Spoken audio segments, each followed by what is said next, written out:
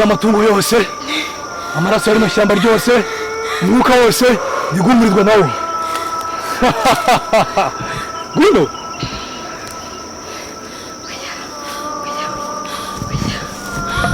Gatenya iki? Ibanga ry'ishyamba ritigeze rivugwa. U Rwanda ni igihugu cy'imisozi igihumbi cyubatswe no gutwara umurage n'umuco. Kera amashyamba yari ubuhungiro bw'inyamaswa n'abantu kandi n'imigani y'abakurambere yavugagamo amabanga menshi. Bamwe bavugaga ko ishyamba rifite ijwi, abandi bakavuga ko rifite ibanga, ariko nabavugaga ko azi ukuri kwaryo. Uyu munsi iryo banga rigiye kongera gukanguka.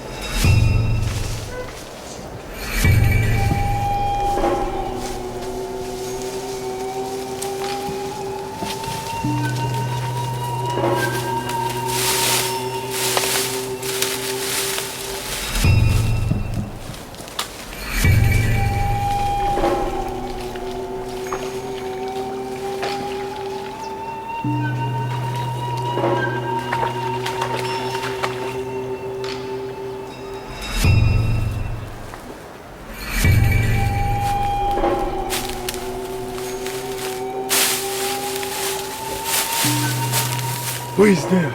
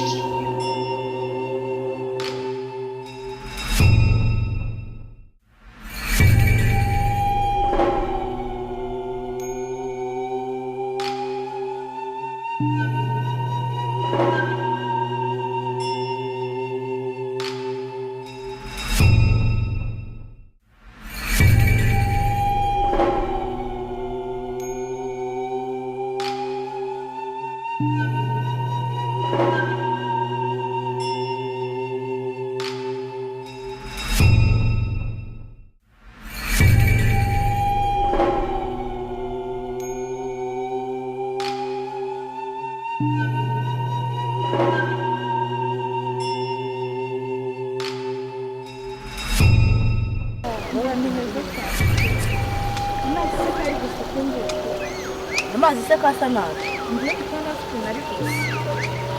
nta kibazo afite simbizi urabona nyine yanduye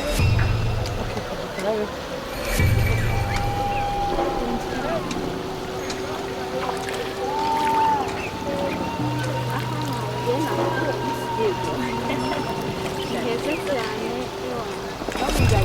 urabona ukuntu n'amazi asa neza arasa neza cyane ariko aha ngaho handuye hano handuye sinzi ikibazo sinzi ukuntu byagenze ariko hari ukuntu hari haruguru hasa neza tukaba tujya kwikarabira cyangwa dupfa gukaraba hano komeza n'undi dukaraba aha ngaha ariko ano mazi afite ikibazo yanduye pe reba nk'ahariya none biriya ni ibiki birimo yamaze kuba nka shokora amazi ko wagira ngo harimo ikindi kintu amazi yanduye gutya simbizi nanjye gusa aha hantu rwose mana yanjye nzasohoka na sheri wanjye ahubwo bebe wanjye yarambwiye ngo arashaka ko dusohokera ahantu hari amazi nyine hameze neza ariko rero ndi kubona adasa neza sinzi nimba ari kawora nimba ubuse cyangwa harimo ikibazo ni ifi yidumbagujemo ifi yaba ari nini ni ifi yidumbagujemo nini none urabona amazi yahise yandura dore na kariya gasimba ahubwo menya nako kabiguzemo hari kugira ngo ase nabi ariko ni heza pe ni heza ni heza cyane dore ngaka tuzaze kuhoga kariya tuzagaruka undi munsi noneho wenda tuzashaka amazi asa neza tuzamuke muri wikendi aho se iki ni ibiki ndi kubona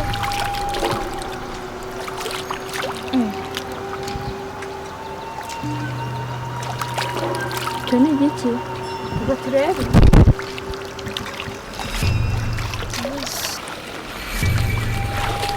yesu bikira mariya w'impuhwe iki ni igiciro we